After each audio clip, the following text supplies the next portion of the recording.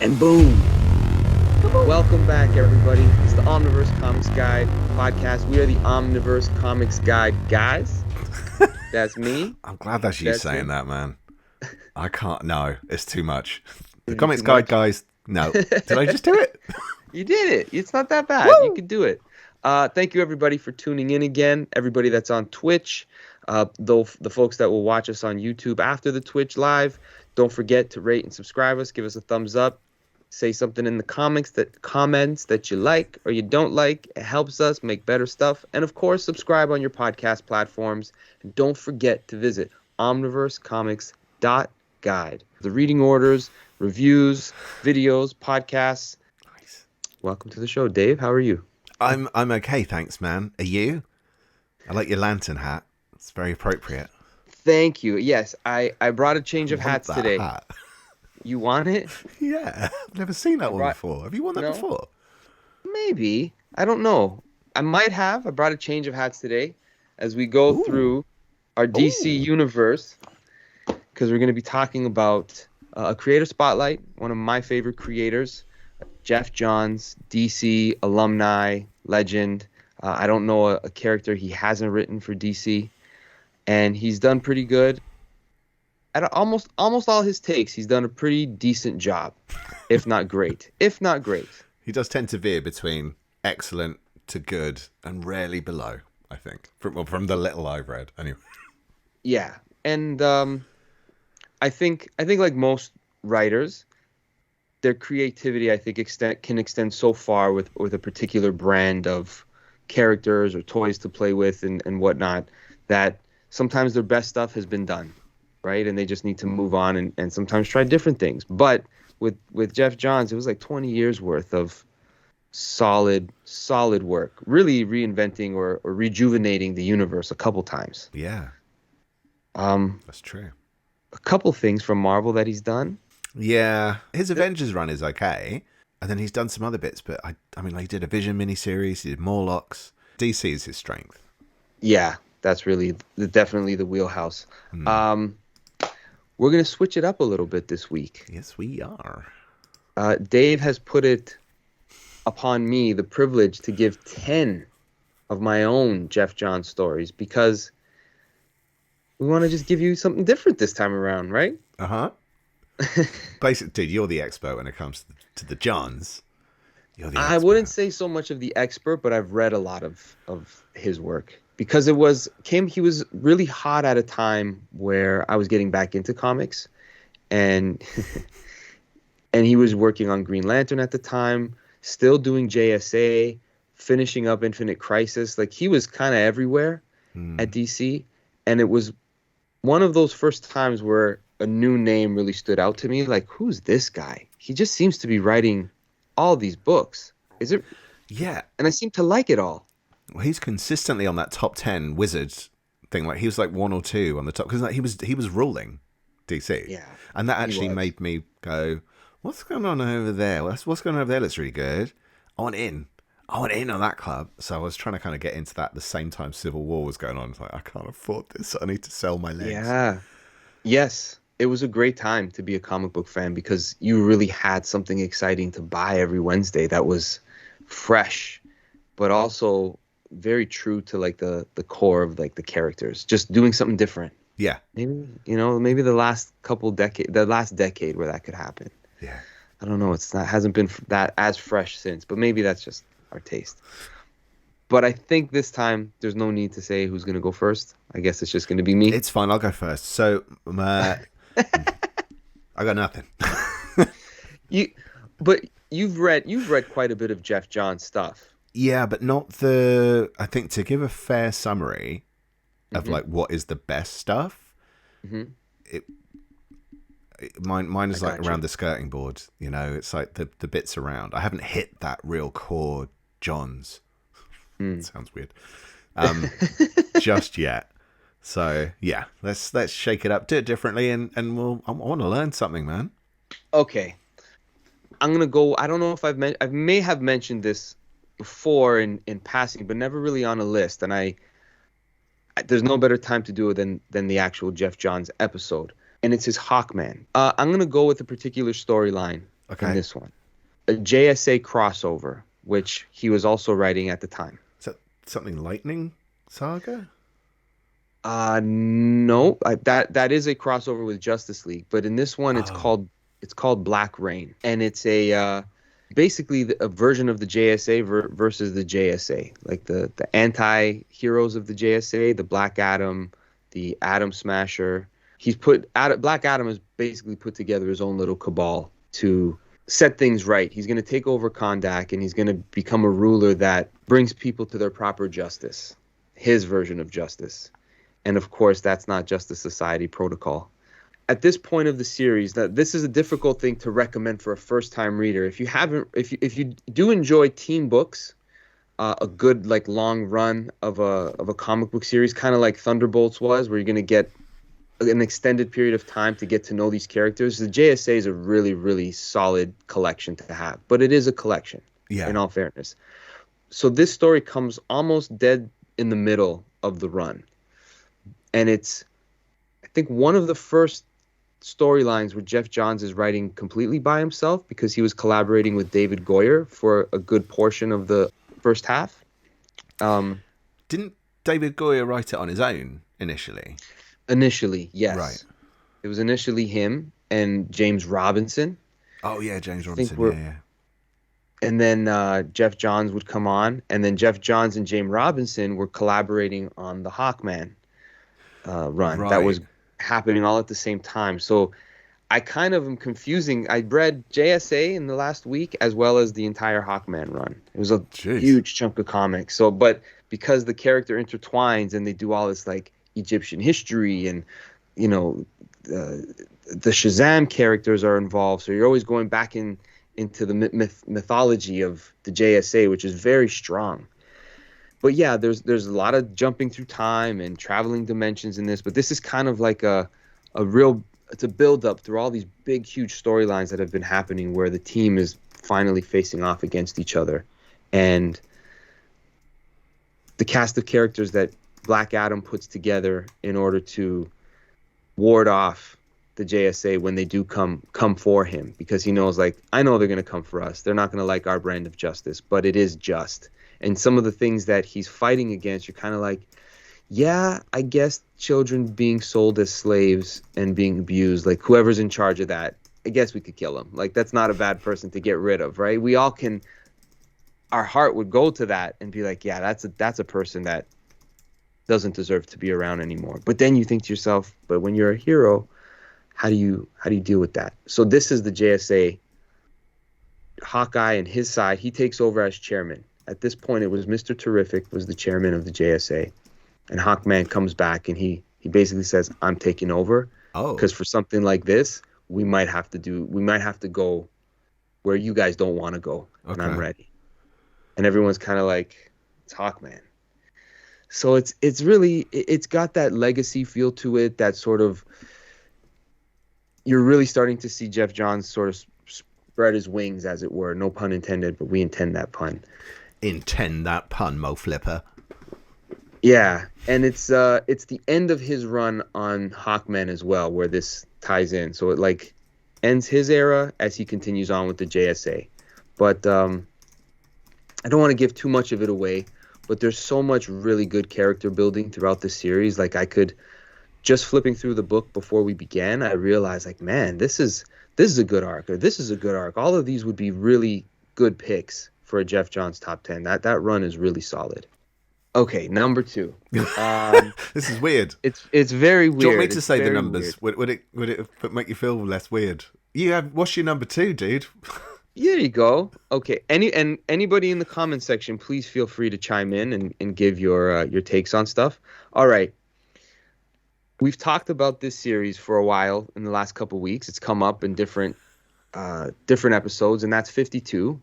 But I'm not gonna talk about 52 this time. I'm gonna talk about something that spins out of it. And one of my favorite characters from the 52 series was Booster Gold. Right after, Geoff Johns gets onto the Booster Gold series, I think for the first 10 issues, and the art's done by Dan Jurgens, who's the creator of Booster Gold, which was really cool, and it's called 52 Pickup. Mm-hmm. And I haven't read it for a while. I'm really hoping this comes out in hardcover.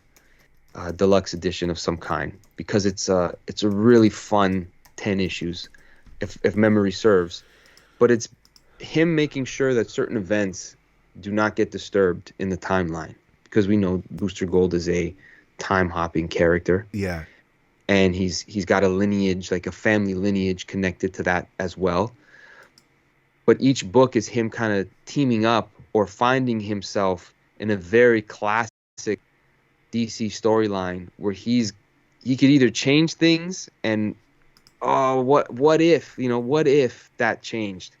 And then I think he's there because somebody's caused a rift. So he has to fix it and make sure that, for instance, Jason Todd doesn't live. Like it has to happen the way it happens. Those type of events. Oh, wow. I don't remember if that's exactly, if I'm spoiling anything. I tried to pick something I didn't remember, but it's fun. And Geoff Johns, Dan Jurgens, great team up, just the right fit for that character. If it's not Dan Jurgens writing it, I feel like Geoff Johns would capture the essence of Booster, and it's a nice thing to pick up after you've completed 52. It's very rewarding. Like the weekly series is very rewarding, and to have something to follow that up with, it's a good little Easter egg, I guess you could say.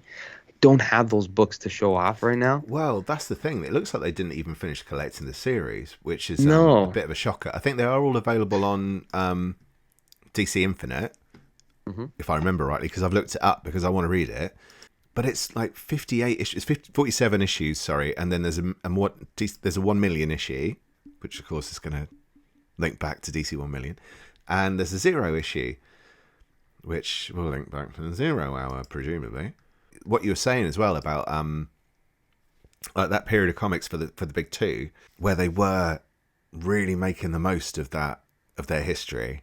That was kind of what DC felt like in those Hawkman, JSA time periods, where you're getting these characters that haven't really been fully flushed out or given their just due in a way, and somebody's saying, I'll try, like, give me Hawkman, let me see what I can do with him, or give me Booster Gold. Like, there's the Dan Jurgens series, but I think this would have been series 2 where he picks up, right? And it's like a brand new Booster Gold series that follows New 52. Did that go for 47 issues? 47 issues. Holy, which is crazy. How much did they collect of that? I remember 2-3 trades. Oh no, maybe they did do it all. I was wrong. So yeah, they did like 1, 2, 3, 4, 5, 6, about 7, 8 trades. Oh wow, I didn't realize that. Well, that looks like no, that is everything. I think Johns was just on for 10, right? And then Jurgens he was on for 10, and he did 1 million as well. So ultimately 11 issues. But looking at all the covers on Comic Vine, because I've read some of them, because I read the Blackest Night ones. There's only 3 issues of that. But I remember looking through the series and going, oh, that's connected to OMAC, and that's connected to 0 Hour, and that's connected to, appears to be maybe the death of Superman. So it's just a joyful jaunt through DC's big event history, or notable story history. And I mean, if Geoff Johns or Dan Jurgens are involved in that, they know their stuff. Yeah. So it's going to be good for laughs, man. Because I mean, like Booster's just a great upbeat character. Yeah, he'd make a great television show. Well, it's funny, wasn't it? They were going to do it with the guy from Scrubs. Did you know about that? I did. It was a weird choice. Yeah. It doesn't seem like Booster. Why? No. Yeah. Booster, the perfect person for Booster Gold would have been like Paul Walker. He was just the Fast and Furious guy. Yeah. Right. It's just that he captured that whole essence of what you would imagine a Booster Gold would be like. Right? But I mean, obviously that can't happen, but yeah, that's Booster Gold to me. I'd love a TV show of him traveling, bouncing through time, trying to find a way to make money doing it, but just getting by, Yeah. Okay. Nice. You got number 3? Is that where you're jumping now? We're going to number 3. All right. I'm gonna do something to do. I'm gonna do Green Lantern. Oh, okay. You can't talk about Geoff Johns without his Green Lantern run. No. It's just there's too much there. So there's going to be gold. There's a lot. Or green. I'm going to go with Secret Origins here. It's in between. It kind of splits the first two Omnis. Yeah. He kind of became known for doing like the Rebirth, like Green Lantern Rebirth, and then there was the Secret Origins with Superman, and then of course the Green Lantern Secret Origins series. It wasn't a separate miniseries. It was numbered along with the rest of the Green Lantern series proper at the time. And it's just a nice little break in pace where it gives you somewhat of a modernized official Hal Jordan origin for this post-Infinite Crisis, I think at this point we're at, of DC. Rereading it is one of those, it's very rewarding, and it's a good place to also start reading the Green Lantern series. If you have never read anything, you can actually jump into this one and read a modernized version, as I said, of Hal Jordan Green Lantern, because it's been done a bunch of times, but this is John's way of making it work along with his story. And he does a lot of little nice touches where he updates or adapts things to complement the story that's been told thus far and also what's about to come. And it's a nice little puzzle piece in the middle of this run that does have heart. This is where it's collected if you want to get it in, the deluxe format, Green Lantern Omnibus. It's phenomenal. And you give an artist like Ivan Reyes, I don't want to mispronounce it, a world like Green Lanterns to play in. He's one of those guys like a George Perez who can just fill a page with as much as he possibly wants, and it seems like he had fun doing it. It doesn't seem like anyone told him to do that much. That's the feeling you get when you look at his art. It's just like, wow, look at how much he put into this. And it seems like this is what he wanted to do. That's why I can imagine, I totally understand people wanting to buy his artwork. Because when you take the word balloons off, the detail's still all underneath. Exactly. It's just so beautiful. And he can make, sometimes he's one of those artists like we mentioned before where you could just look at his stuff even no matter who wrote it. But in this case, in the middle of, not really the middle, but the split between Sinestro Corps War and Blackest Night, this story is where it fills in. There's some lovely covers on it, dude, as well. It really is. It's just it's a really great series. It's a real nice love letter to the Green Lantern mythos. Like I said, updated, but such a great puzzle piece for what's to come in Blackest Night. And also what, if you hadn't read anything before that, you might go back and be like, oh, I see now like how this all works together in this tapestry. So I know everyone loves Sinestro Corps War, Blackest Night, definitely great series, great stories. That was one of those stories that really cemented Sinestro for me as just a great character. I don't really think of him as a villain, even though he clearly isn't a good guy. But like, he's so complicated. Yeah, you want to read his own series. Yeah. Like, he interests you, yeah. Yeah. I agree. I think I used to take the piss out of him. Back in the day when I started reading comics, he just had that kind of Christmas jumper on that he used to wear. Yeah. He looked like an elf with a big head. Yeah. Such a weird villain. Yeah. It's true. Although people go like, oh, it's a bit silly that he's called Sinestro. We should probably try and change his name. No, just he's called Sinestro. Piss off. Leave him alone. No, I don't care. He's got a pencil moustache and a big bulbous head. But he's lovely. Leave him alone. Leave his Christmas jumper be. Okay. Let's change hats. Talk about Superman next. So I just reread this. You got 10 hats? No, I have a lot more than 10 hats. Really? Yeah, I got a lot of hats. Maybe like 30. Have you? I own one hat and it doesn't fit. I've got such a big head. Really? Yeah, I've got a massive head, yeah. Like, I'm surprised my mum's got both legs when I was born. Surely one of them should have got ripped off. I got a pretty regular... Let's talk about Superman. Legion of Superheroes, Gary Frank on art. This was during John's time on Action Comics. I had brought up some of those stories in our Bring on the Bad Guys series where he had really good villain and Brainiac and whatnot. But again, this is a book that I don't think you need to know what was happening in the series to read it and enjoy it. You kind of just need to know that Superman inspired heroes from the future. His legacy, his example, all of those things brings peace across the galaxies, and there's a future team of superheroes called the Legion of Superheroes from all over the universe. And that's really all you need to know about the relationship between Superman and these future characters that he comes in contact with. And the premise of the story is that in the future, it's become dystopian because Earth people have become very xenophobic, and they've completely told a bold-faced lie of Superman's history to make people also xenophobic. Like, Superman was a xenophobe. All of these Legion of Superheroes, everybody that's from another planet has to get the hell out of here. This is our planet.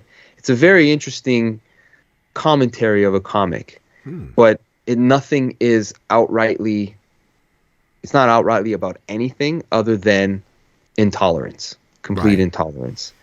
And what leads to people becoming that way was a form of intolerance itself. Like, it's a very interesting story. It's a Superman in the future without powers because they've made the sun red. Oh.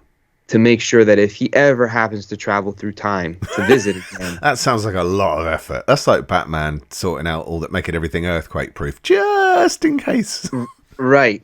But when you realize why all of this has occurred, it's like, well, this is the future, and they are at a planetary level where they can almost control weather, right? And if somebody does take over who says, and it's in this future's, it's their Justice League who are the xenophobes. Oh. Which are, yeah, it's a very interesting take. Highly recommend it. Gary Frank on art is always a joy to watch that artwork in motion, if you will. Yeah. And Geoff Johns is one of those writers, kind of like a Mark Waid, who, how do you know so much about all of these teams that are like, when you know the Legion of Superheroes, you know a lot about comics. Yeah. Because it's a very confusing group of characters to keep track of. There's a lot of them. The history's pretty messy, isn't it? It's so messy. It really is. I don't know where to begin if I ever wanted to read. I own Legion of Superhero books, and I'm just like, why am I going to try? I'm not going to get it. Like, you know what someone needs to do? Make a reading order? Someone else needs to make a reading order. Yeah, I know. Like, if you make a reading order for that, Dave, like, man. One day. When I'm retired, it's not that far off though, mate. Have you realized that I don't know if you cared about the first volume of the 5 years later Legion of Superheroes omnibus? Nearly got it. Yeah, but I got it. I regret.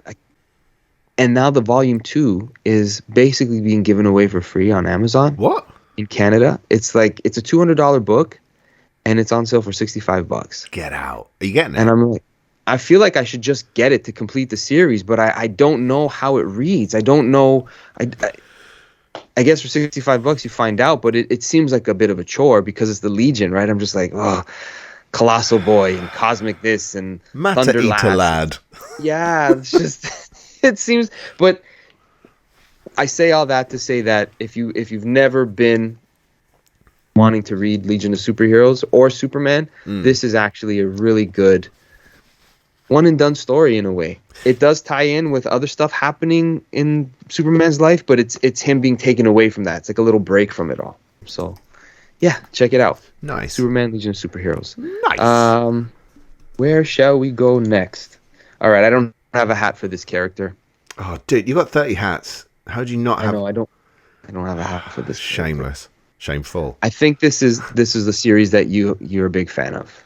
So we can chime in on it together. Oh my God, yeah. Oh, Aquaman. Yeah. Again, Ivan Reyes, Paul Pelletier, I think is the guy who fills in when Ivan Reyes isn't on the art. Do you have a preference between the two? I think Ivan. Yeah?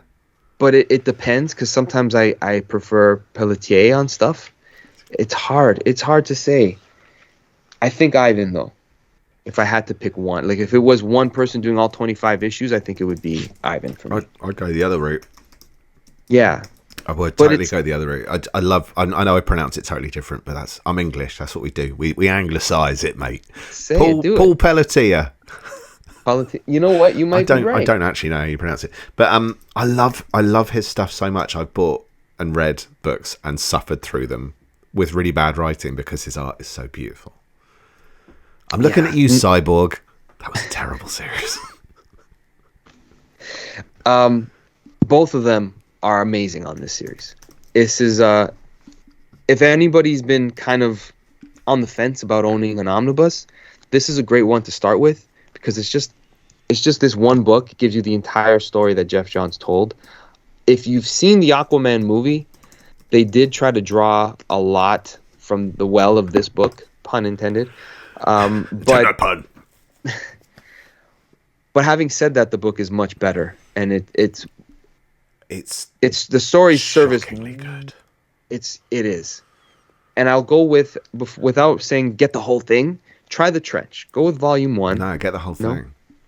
I would say get the whole thing. It's worth every penny. To be quite honest. To be fair, The Trench is really good, but I mean, you'll want to continue reading. If you want to continue reading, just get the whole damn book. I don't know how easy it is to get that book at the minute, though. That's the only thing.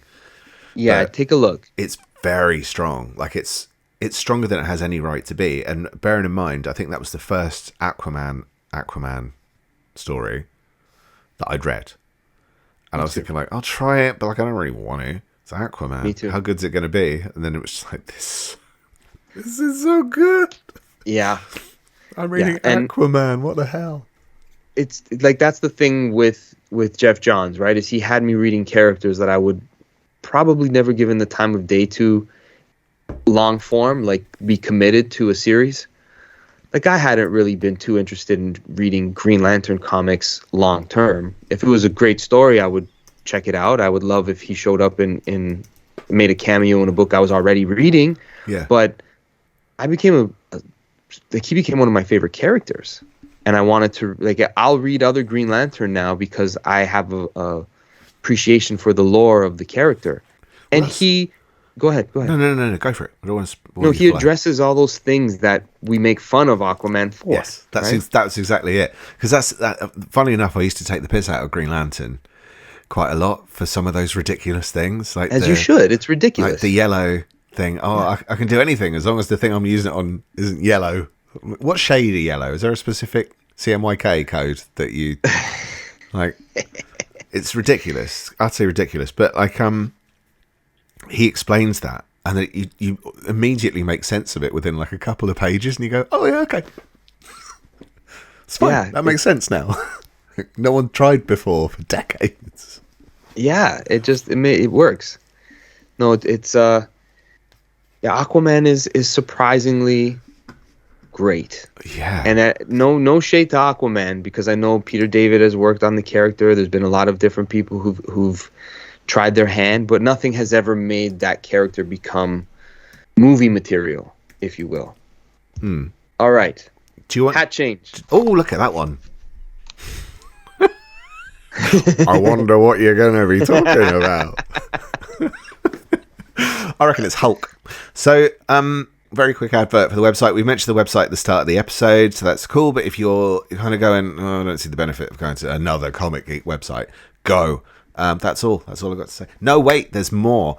So we've just added 2 podcast episodes. So we've got an edited version of last week's episode up. We've also got Eric's first ever collector's item special episode with special guest Kevin Boyd from Fan Expo Canada. Yep. So he's talking about some of the guests that are coming up, and he's showing off some of the stuff in his collection, which is honestly just ridiculous. He's got some goodies. It's ridiculous what he's got, man. I know, right? On top of that, last week we added Hellboy Universe Reading Order Part 1. So that is going to be a 3-parter. I think I possibly mentioned this last week. I was quite hammered. Villains Month from DC. So that's the 2013 1 month of Villains one-shots. They are in chronological order as near as damn it, but you don't really need to read them in chronological order. So I've just wasted my life. But thank you very much. And also, like, plenty of Fallout there for you to kind of figure out what you might want to read next after that. And there are some great one-shots in there. Like that Mongol one is fantastic. There's all sorts in there. But go have a look. If you're more of a Marvel person, the original classic 1984 Secret Wars reading order is now available. We're going to add some really cool stuff soon that people have been clamoring for, and some stuff that no one's clamoring for, but I want to do it anyway. Do it. Yeah. People will be horrified by one of the ones I really wanted to do. Uh-oh. But I like it. I've got a soft spot for it. But it's one of the most hated eras from anything ever. And I'm like, I don't care. That's what I want to do. I'm going to do it all eventually, in theory. Yeah. You're going to do it all.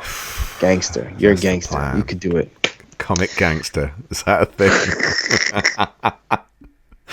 thing? Could be. Could be. Let's make it a thing. All right. T-shirt. Shall we continue with my dissertation, Geoff Johns? Do it. Do it. You're doing this next time. 10. All right. Name the 10 and I'll do it. Do it. The Flash. Ta-da. Big surprise. What gave it away? I don't know. Maybe it's the hat I was wearing. Huh?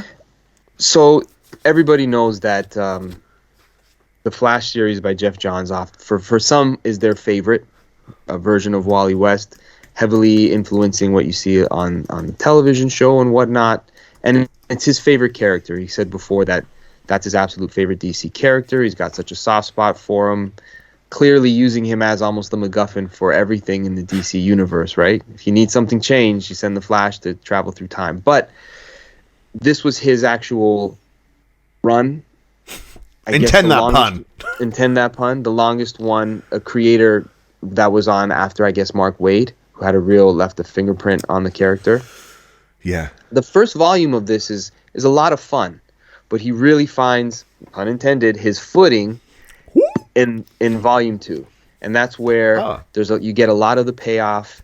And then, for instance, a story like Blitz, where you get a new version of Reverse Flash, he does certain things that just seem like, really, we're going there again? Hasn't that been done already? And he finds a way to do it in like you're constantly assuming the outcome because it's almost too much of an homage, and then that's not what happens in the aftermath of Blitz.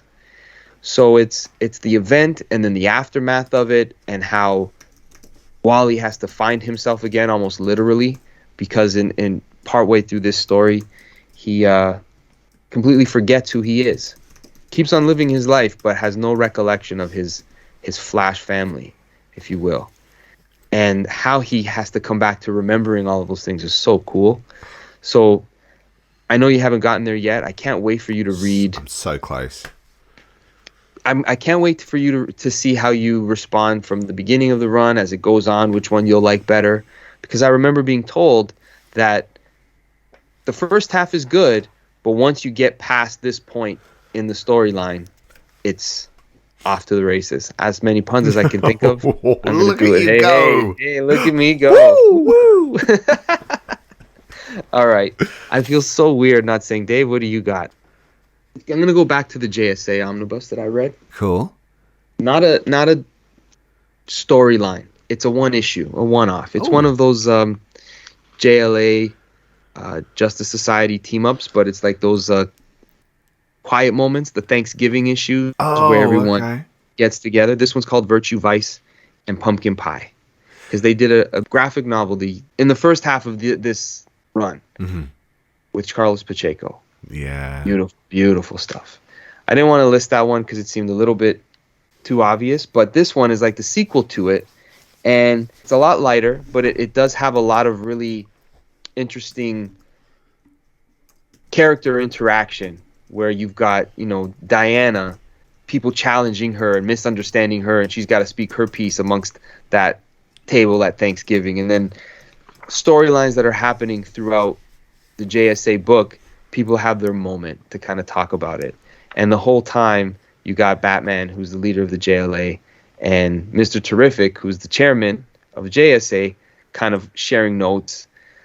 I think it's mentioned in the book that Bruce, Mr. Terrific, was able to retire and dedicate himself to being a superhero because he sold something to Wayne Enterprises that made him like a billionaire, right? So there's all these different things between those two characters that they kind of admire of each other, but Bruce or Batman in this case, is extremely paranoid that dinner's going to go wrong, of course, like something's off. So there's there's just the right amount of humor. Chicken's a bit pink. Yeah, Don't have stuff like chicken, do you? that. Thanksgiving, what do you have? Turkey. And these are always like some of the most fun when you read the X-Men and they have that moment where they get to play baseball, or the Avengers are just hanging around the mansion. Those are always those, oh yeah, that's why I like these books, because I actually like being around these characters and hearing them actually talk about life as well. And this was just a nice sweet spot where it falls into the run, because it was right after one of those really big storylines where in 3 different parts of the JSA universe, there's like this threat, and this threat all at once. When you in like the Busiek Avengers right at the end, where like this is happening, that's happening, and there's this huge spaceship falling onto Earth. Right? It's like, okay, Jesus, how many things these guys got to go through? But this is like that reprieve where it's like a break. Okay, let's all get together and take a breath. Which issue is it? I don't know, because the Omnis don't have the issue numbers. I just know Virtue, Vice, and Pumpkin Pie. I wondered if it was a Secret Files and Origins issue. I don't think so. No? I think it was in the main run. I think it might be in the 50s, like a 53. Oh, JSA number 54. There you go. Yeah. Just before Black Rain begins. Much. Okay. Yeah, so it's all these nice little... cover. Yeah, great cover, right? A lot of fun, very heartfelt, good character dynamic and introspection, because you get sometimes people being able to talk about how they actually feel about things instead of just being in the fury of a fight. And then you get those moments where they'll say something that, but in this case, they're at the dinner table having a drink. So these are fun issues. Oh, nice. Yeah.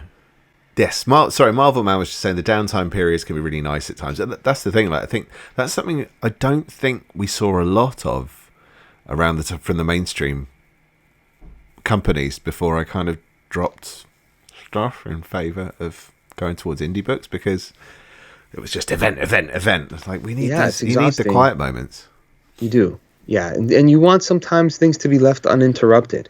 Yeah. When there's a thing that happens, like, I just had 10 issues that were really great, and now we got to get into this event. Like, all right, every year it has to happen. So, yeah, it's there was a lot of, there's so much big stuff happening in those stories preceding that issue that when you get to here, you kind of feel, just as a reader, it's like, all right, like that was a lot. I didn't know what city I had to pay attention to at that point, Yeah. And this is just headquarters. And when they do have that moment where Batman's like, see, I told you everything wasn't kosher.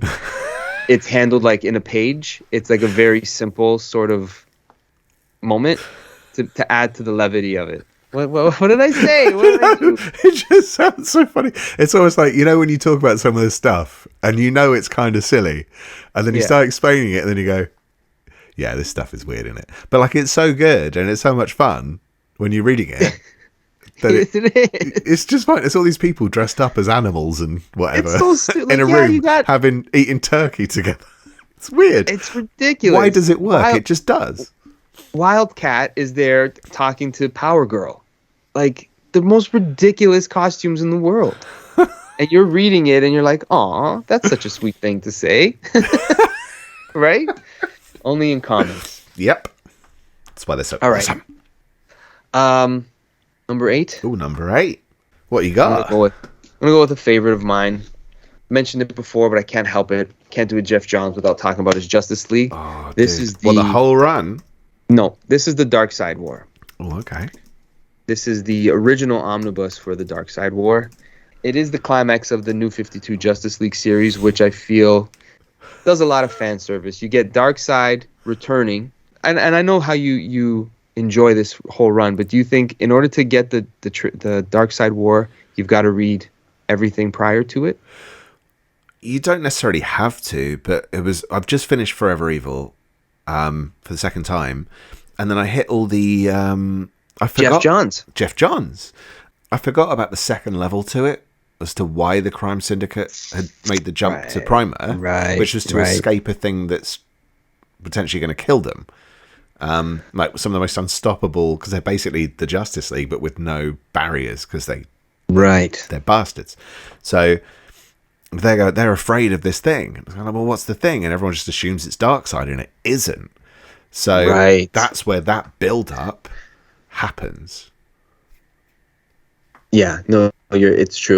That's why I'm thinking, because oftentimes people refer to the Justice League origins of him and Jim Lee doing the first 6 issues, kind of like this is the brand new Justice League, just the way you would want to see them. This is where they all met for the first time and they beat Darkseid. Like, it's popcorn fun. It's total popcorn fun, which is fine, but it's like your 3-star happy book. You know what I mean? It's like, it's not going to go, you can't really go wrong because you've got Geoff Johns and Jim Lee.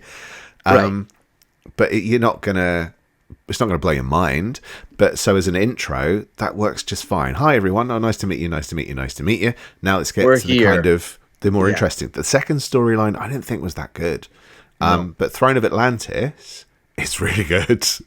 And then after Throne of Atlantis, and you've got the grid, and you got the fight with Despero, and then you've got the big build up to Trinity War. Then when you have Trinity War, then it leads into Forever. Like, it just keeps getting better and better. So it starts off like, yeah, it's fine.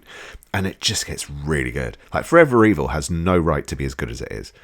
It's so good. I absolutely, I love it. As superhero events go, it nails it. It's basically like, this is how you do it. Yeah. It goes without saying at this point of the episode that when Geoff Johns has an extended time period on a character, give it a shot.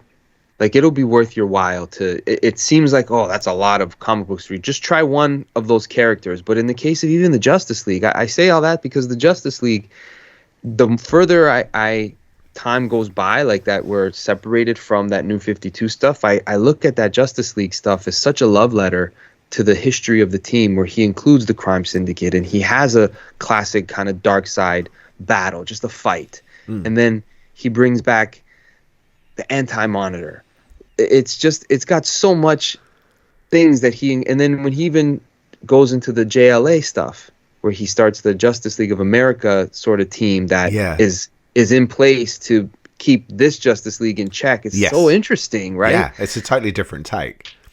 Yeah. It feels really fresh. But the funny thing is, it's like, I think he's one of those people that has a pattern, at least initially. Because you do get some writers where they go, like with John Byrne, he always goes, I'm going to pay tribute to the old school, and then I'm going to do a little modern twistiness, and then I'm going to do a thing, and then I'm just going to make it weird, and then they're going to fire me from the book. So, but with Geoff Johns, they always kind of... That's a good John Byrne. That's basically every run he's ever done in his life. Or I'm going to walk out in a huff. So, yeah, Geoff Johns tends to have these quite respectful beginnings, not necessarily harking back, but, he wants to set up the characters, set the dynamic going. It's quite safe, hooks you in, makes you feel invited, and then he'll start to drop these little beads in, and he starts to build up, and then he'll have a big event that makes you go, holy, what the I've never seen this before with this character. But then after that, it's just open season. Like, you don't know what he's going to do. I couldn't preempt what he was going to do next on Justice League or Green Lantern of the stuff that I've read. They're the two major ones. You just don't know what he's going to do, and so it pays off.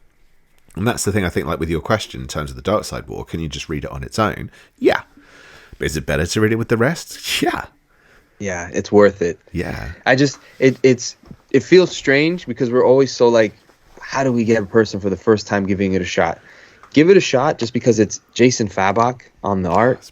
It quickly becomes a DC classic just for the scope of it and how everybody on the team is properly utilized. And I feel it stands on its own. Like, you don't have to read anything else from New 52 if you don't want to. No. This won't affect it. Just this story, these issues.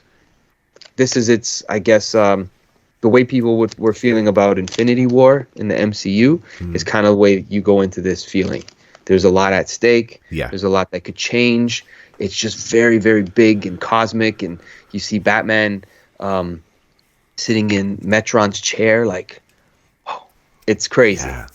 It's some really fun, fan wish fulfillment. Like, what if this happened? And you're like, yeah, okay, we'll try that. That's the funny thing with him, with his event finishes. Like, that finishing move. You get a lot of writers that will go, and this thing, and it's all built up, and you think you're safe, and then boom, I've just done a hit you with a big twisty thing, and you go like, what's going to happen from this one thing happening? He doesn't do that. Geoff Johns goes, and here's the thing. And then, now it's all going to change. And you go like, what? And then he'll go, yeah. And then also this happened. You go, what, excuse what? And then also, right. There's this as well. Like, there's so many things. Stop just giving it to me. Like, it's too much. How are they letting you do all of that? Yeah, they're letting you get away with this. That's crazy. Yeah. Okay. Number 9. Shall I proceed? Number 9? Proceed, sir. Okay.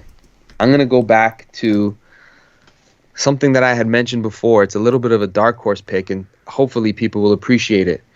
But it is another Legion of Superheroes and Superman team-up. Geoff Johns, George Perez, Final Crisis, Legion of Three Worlds. I've heard really good things about this. This is nice. It's really cool. I mean, one, George Perez drawing always makes me happy. He's doing Legion of Superheroes, so you're going to get a plethora of characters on the page.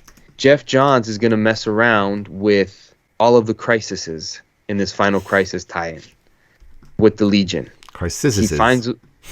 He finds a way to make all of the legions that people had been getting in the post-crisis or pre-crisis, whatever. He finds a way to make them all fit in this story where they don't get in each other's way or confuse you, the reader. Okay. It's very interesting. And like I said, the casting itself. Geoff Johns, George Perez, Scott Koblish on inks. 5 issues.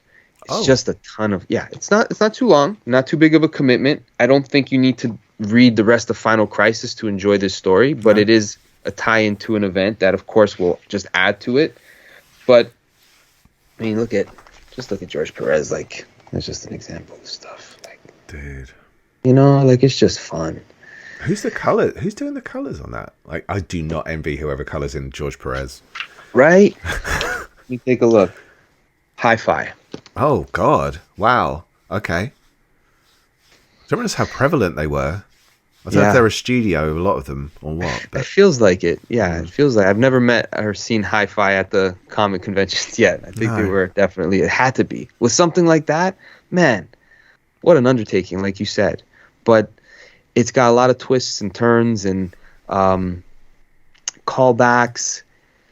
And again, it's just so cool how he was able to make 3 different versions of the Legion blend into this story and make sense for something that's kind of been building up for a long time in DC with all the different crises and the confusion of, is that a pocket dimension and what happened to this history? Like that's it.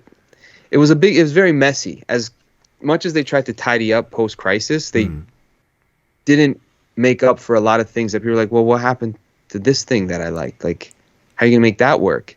And for a lot of people, it's just like a turnoff, like a pocket dimension. So of course they go to another crisis and another crisis, but this one, check it out.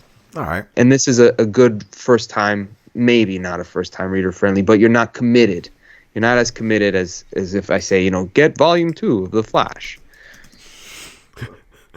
Or read the entire Justice League run of New 52. But do it at the same time. But do it, yeah.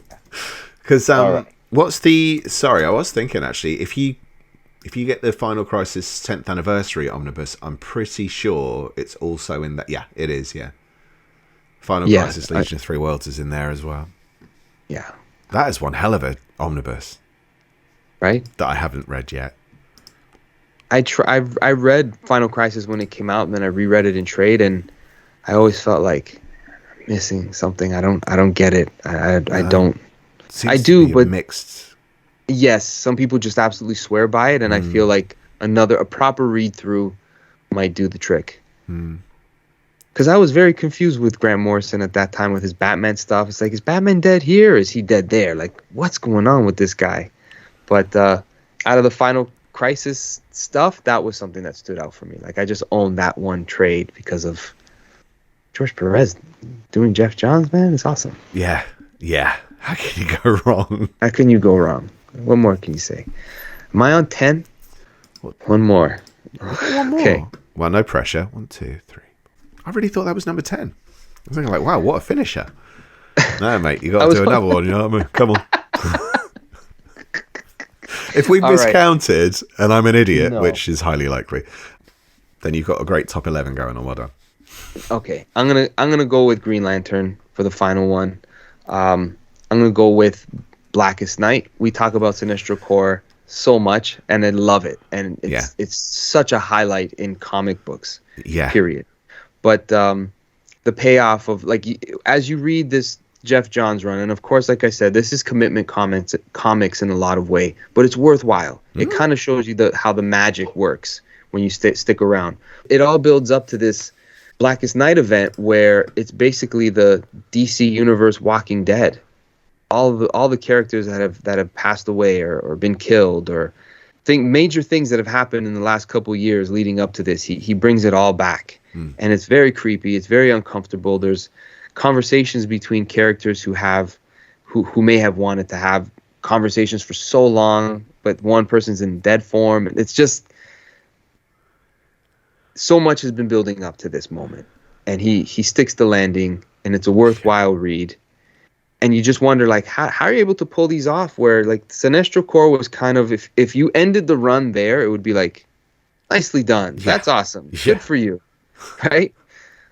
And then he keeps going, and you're like, man, you're really going with this. You're really testing the waters with some crazy ideas, but you're making it work. And it's almost like, in a way, he treated Green Lantern almost in a Jim Starlin way. Like the Infinity Gauntlet and all of these, like, different, the power of all these different places and what you do when you put them together. And it was like, it's that cosmic feel of, like, this is almost religious, quasi-religious moment. It really unfolds in that story. So I'll end the top 10 with another Green Lantern, Geoff Johns pick. One thing I didn't mention, which is another television show, is Teen Titans. I've read this. I didn't mention anything from this series because I haven't read it in a while. Okay. So it would be disingenuous for me. Like, that storyline, I'd be like, I remember loving this series. Really? But have you read it? I've got it. And again, like, I'm not quite at that point. And it's a beefy book as well, isn't it? It's really, really heavy. But, like, I've heard very mixed things about it. But, so I'm kind of going in with lower expectations. But I haven't read much Teen Titans, but of the period I've read, it's kind of post the Perez Wolfman stuff more than anything, and I kind of not really warmed to those characters at all. So anything better than that will be good, if you know what I mean. Yeah, I think this one is done again. He handles legacy really well. So the way the Justice Society is like a new team along with classic characters kind of being mentors, and then every now and then they split off and people do their own little team ups here and there. This one has that sort of mentorship of the classic Titans who are from the Perez era mentoring these new Teen Titans. And I loved it because, again, it's that sort of legacy of Robins, and these are the books where you see kind of Tim Drake be a badass. Like, Tim Drake is pretty wicked. Yeah, you see the leader, and it's one of those things where there's a moment in the book, spoilers, where they want to leave the mansion, or they want to leave Titan Tower. It's a very classic panel. I'll forget by the time I get to it. You're fine, Cobra. But the kids are like, I can't believe you lied to Starfire or to Cyborg, and he's like, he looks at them, and he's like, I lied to Batman. Like, you think I'm worried about Cyborg? It's that sort of attitude that he's got in the book. Wow. It's cool. And you see, again, the relationship between Tim Drake and Connor Kent. It's that bromance that they got, and then the young romances that they have within the group, all these different things. Like, it's a good book. And then, of course, Deathstroke. You got a classic Deathstroke story in it. Yeah, it's a solid run. For some people, they say that's their favorite Geoff Johns stuff. Really? Yeah, his JSA and his Teen Titans, it's all at the same time happening. Have they not read the Green Lantern? I don't understand. It was strong. Yeah, it's one of those things, where like a guy or gal becomes famous for that, but it's like, they did all this stuff which was really good before they became superstars. This is why they became a superstar. It's like, those are that kind of time, right? I'm guessing. Yeah. Okay. That's my Geoff Johns top 10. That's your solo top 10-age. Nice work, dude. Yeah, did it make you wonder? Right. Really, I think it's put me off reading Geoff Johns at this point. at this point, right? I mean, I was kind of interested before. Now I'm not sure I give a shit. No, Shit. it's cool. There's quite a lot of stuff in there I'd either forgotten about. Yeah.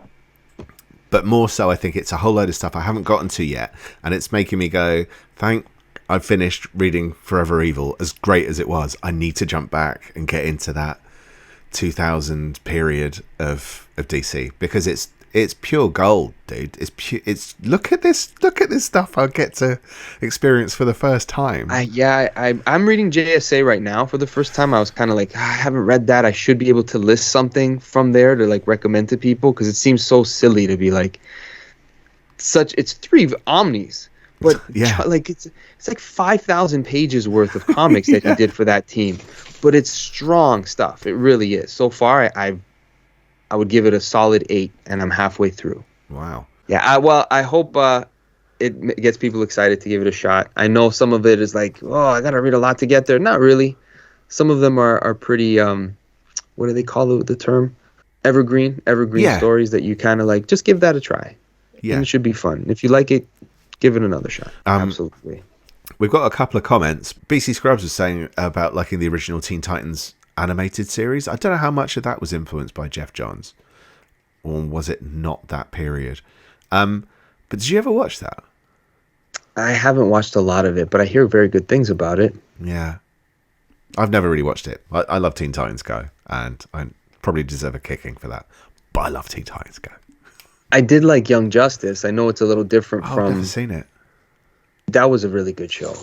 Shall we wrap up? I feel like I've spoken way too much. I got no more voice left, everybody. Thank you for listening. Thank you, Dave, for also should listening. I thank you for making me? No, I didn't do anything. Listening? What are you thanking me for? You made me do 10 by myself. Yeah, well done. I did it. We did it. Well done. Excellent work, dude. Thank you. Thank you, everybody, for listening to me this week. Ramble on about Geoff Johns. I hope it influences you guys to give it a shot, guys and gals, folks. If you haven't, it's good comics. It's great to have in a collection. You won't be disappointed. I hope you won't be disappointed. Dave, thank you, dude. Always a pleasure to see you. Nothing but yes. No worries.